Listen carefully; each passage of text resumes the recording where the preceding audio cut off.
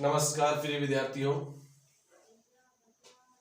देखो, आज की जो क्लास होने जा रही है आपके बहुत ही महत्वपूर्ण टॉपिक है। आज जिस टॉपिक के बारे में पढ़ाऊंगा मैं, वो टॉपिक की जितने भी टीचर हैं वो पढ़ाते हैं, तो वो अलग अलग ऐसे भी टीचरों की अलग अलग विधि। लेकिन मैं आज जो टॉपिक पढ़ाने जा रहा हूँ उस टॉपिक का नाम है पूर्ण वर्ग विधि। क्या नाम है? पूर्ण वर्ग विधि। यानी पूर्ण वर्ग विधि से मैं आपको समीकरण हल करना बताऊंगा। पूर्ण वर्ग विधि से कि कैसे पूर्ण वर्ग विधि से समीकरण को हल करते हैं।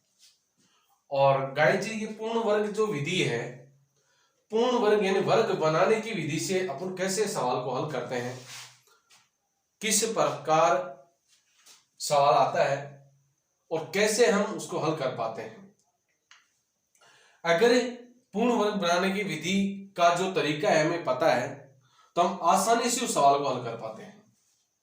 तो गाइज, मैं सभी से निवेदन करना चाहता हूं कि आपकी जो एग्जाम है, बोर्ड एग्जाम, वो नजदीक है।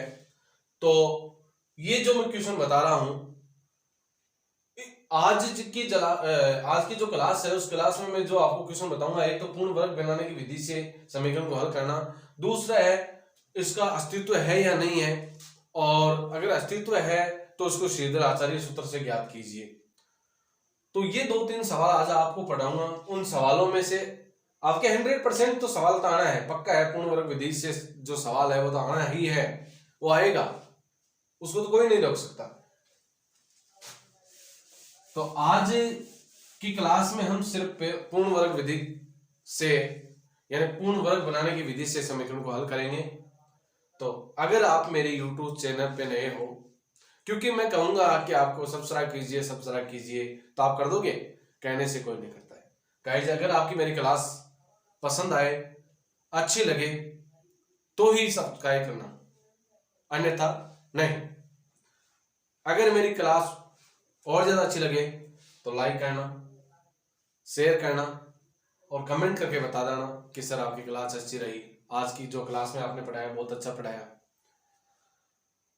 तो चलो, आज हम पूर्ण वर्ग बनाने की विधि से समीकरण को हल करते हैं। और ये पूर्ण वर्ग बनाने की जो विधि है वो आपके चैप्टर जो 4.3 है उसमें, और चैप्टर 4.3 में इस बार छपेगा नहीं, 100% छपेगा।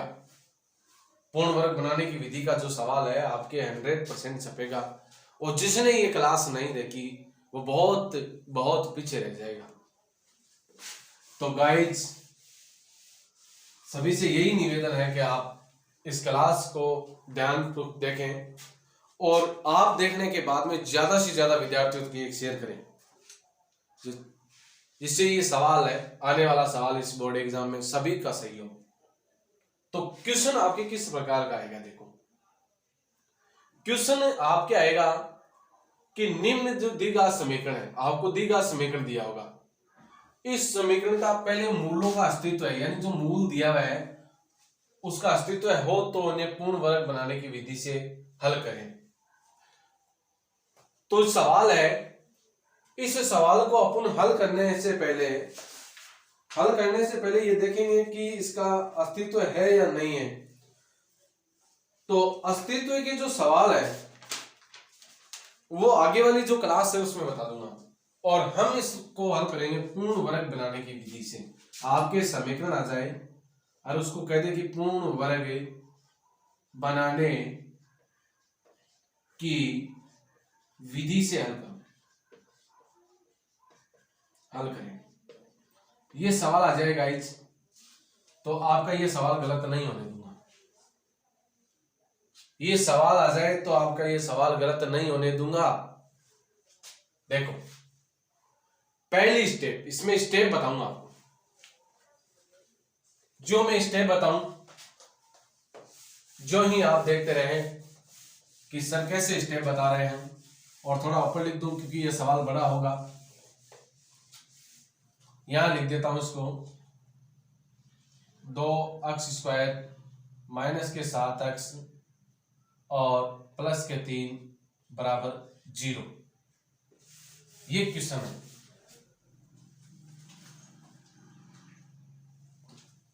अब ये क्वेश्चन अगर आपके आएगा, थोड़ा नीचे लिख देता हूं क्योंकि ये दिख नहीं रहा है, उधर फोकस आ रहा है। 2x² माइनस के 7x प्लस 3 बराबर 0। एक बार मैं ये क्वेश्चन चेक कर लेता हूं कि वास्तव में क्वेश्चन मैंने सही दोबारा मिटा के सही लिखा है। 2x² माइनस 7x प्लस 3 बराबर 0। अगर आपके गाइड पूर्ण वर्ग का नाम आ रहा है तो आप मेरी क्लास को ध्यानपूर्वक देख लें और आपके ये क्वेश्चन सही आएगा। देखो इसमें जो पहली स्टेप वाइज चलेंगे। इसमें पहली स्टेप है कि अक्ष स्क्वायर के जो गुणांक में अक्ष स्क्वायर के गुणांक अक्ष स्क्वायर के जो गुणांक में है, ये पहली स्टेप बता रहा हूं गाइस। अक्ष स्क्वायर के जो गुणांक में है उसका सभी अंकों में भाग दे दो। तो अक्ष स्क्वायर के गुणांक में यानी अक्ष स्क्वायर के गुणा में क्या है, 2 है। तो अब आप शुरुआत करें सवाल की, तो सबसे पहले यहां लिखे प्रश्नानुसार। प्रश्नानुसार लिखने के बाद में ये आपका जो क्वेश्चन है वो यहां लिखना। 2x² माइनस के 7x प्लस के 3 बराबर 0। अब मैंने कहा पहली स्टेप है अक्ष स्क्वायर के गुणांक में जो अक्षर है उसका सभी अंकों में भाग दे दो। तो अक्ष स्क्वायर की गुणा में 2 है तो 2 का सभी अंकों में भाग दे दो। 2 बराबर 0। ये तो लिखा हुआ है 0। अगर आप ही और नहीं समझे तो मैं और अच्छी तरीके से समझाता हूं कि आप ये क्वेश्चन लिख लें। क्वेश्चन लिख लिया, क्वेश्चन लिखने के बाद में प्रश्न लिखिए, क्वेश्चन लिख दिया। क्वेश्चन लिखने के बाद में आपको अक्ष स्क्वायर की गुणांक का भाग देना है। तो यहां 2x² बटा 2 माइनस 7x बटा 2 प्लस 3 बटा 2 बराबर 0। आप ऐसे लिख दो, जल्दी समझने से। क्वेश्चन लिख दिया, प्रश्न अनुसार लिखे, क्वेश्चन लिख दिया। क्वेश्चन लिखने के बाद में अक्ष स्क्वायर के जो गुणांक में आ जाए, अक्ष स्क्वायर के गुणांक में चाहे 2 आए, चाहे 4 आए, चाहे 5 आए, 10 आए, अक्ष स्क्वायर के जो भी गुणा में है उसका 2 भाग दे दो। अब भाग देने के बाद में दूसरी स्टेप बताने जा रहा हूं। कान खोल ले रखना, ध्यानपूर्वक सुनना, आंखें की नजर बुगले जैसी होनी चाहिए एकदम, कि कब मछली आए कब कैच कर लें। तो ये पहली स्टेप बता दी मैंने, अक्ष स्क्वायर के गुणांक का सभी अंकों में भाग दे दो। अब दूसरी स्टेप बताने जा रहा हूं विद्यार्थियों। कान को एक बार कह दिया है, दोबारा कह रहा हूं, खुले रखना। देखो अक्ष के गुणांक, अक्ष के गुणांक का आधे का वर्ग यानी अक्ष के गुणांक का आधा फिर उसका वर्ग। एक बार जोड़ेंगे और एक बार घटाएंगे। अक्ष स्क्वायर के गुणांक का तो भाग दिया और अक्ष के गुणांक का आधा, पहले आधा ज्ञात करेंगे फिर आधे का वर्ग, एक बार जोड़ेंगे और एक बार घटाएंगे। तो अक्ष का गुणांक है 7 बटा 2। अब इसका आधा देखो, ये 7 बटा 2 है। अक्ष गाइस नहीं लेते हैं, 7 बटा 2 है तो 7 बटा 2 का आधा, आधे का मतलब आधे को हम बोलते हैं 1 बटा 2। तो 1 बटा 2 से इसको गुणा करेंगे तो 7 एकम 7 और 2 दूनी 4, ये हो गया आधा। अक्ष के गुणांक का आधा यानी 7 बटा 2 का आधा हो जाता है 7 बटा 4। अक्ष के गुणांक का आधा। अगर कोई भी आपके आ जाए 3 बटा 4 है तो 3 बटा 4 का आप कैसे करोगे, 3 बटा 4 इंटू 1 बटा 2 तो 3 एकम 3, 3 बटा 8। तो अक्ष के गुणांक का आधा, तो इसका आधे का आधा कितना है 7 बटा 4। अब इसका जो वर्ग है वो एक बार जोड़ेंगे और एक बार घटाएंगे। तो देखो पहले इनको काट दो, ये बच गया x स्क्वायर माइनस के 7/2 x प्लस, अब देखो एक बार तो जोड़ो तो 7/4 एक बार जोड़ेंगे और माइनस 7/4 एक बार घटाएंगे प्लस 3/2 बराबर 0। यहां तक समझ आया नहीं होगा। अब देखो x स्क्वायर माइनस और इजी कर दो इसको गाइस, और छोटा क्यों देखो सवाल कि पूर्ण वर्ग बनाने की विधि से आपका सवाल गलत ना हो। ये आपके सुमिका बन रही है, यानी a माइनस बी का होल स्क्वायर अगर करते हो तो a square minus 2ab plus B square, ये आपकी सर्वसमीका खुल रही है। यहां से मिटा दूं, आसान रहेगा आपके लिए, साफ दिखाई देगा। यानी x स्क्वायर ये है a माइनस बी का होल स्क्वायर। गाइज ये क्या है, a माइनस बी का होल स्क्वायर, यानी a माइनस बी के होल स्क्वायर से इसको खोल सकते हैं। तो ये हो जाएगा x माइनस 7/4 का होल स्क्वायर बराबर, नहीं सॉरी बराबर नहीं, अब ये माइनस के 7 का स्क्वायर कितना हो गया गुणा 50, 4 का स्क्वायर कितना हो गया 16 प्लस 3/2 बराबर 0।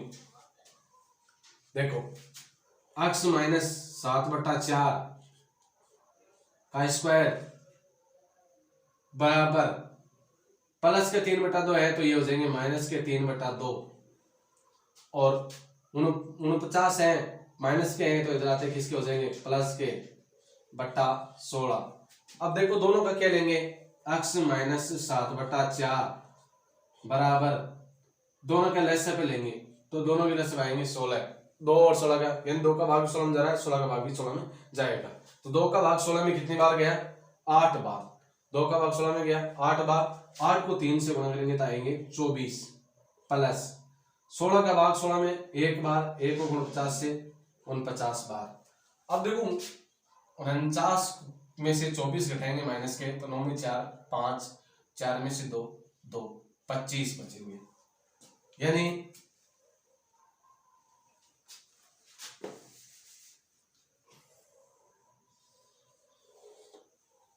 x से नीचे लिख देता हूं थोड़ा दिखाएंगे, x से माइनस 7/4 का होल स्क्वायर बराबर 25/16, x माइनस 7/4। अब देखो ये होल स्क्वायर है इधर जाएगा तो ये रूट में चला जाएगा, होल स्क्वायर कोई भी इधर जाता है तो वो बराबर के वो रूट में चला जाता है।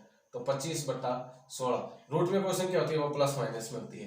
तो x माइनस 7/4 25 का कितना जैसे 5 और 16 कितने आ जाएंगे 4, तो प्लस माइनस।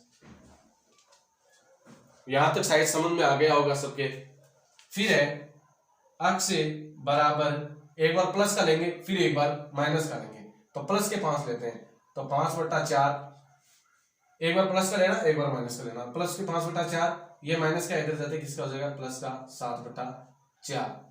x बराबर 4 लेस से पाएंगे 4 4 दोनों 4 4 आ जाएंगे और 4 का भाग 4 में एक बार, 1 को 5 से 5 प्लस 4 का भाग 4 में एक बार, 1 को 7 से 7, 7 और 5 कितने हो गए 12, 12 बट्टा कितने हो गए 4, 4 का भाग 12 में देंगे तो 3 बार जाएगा।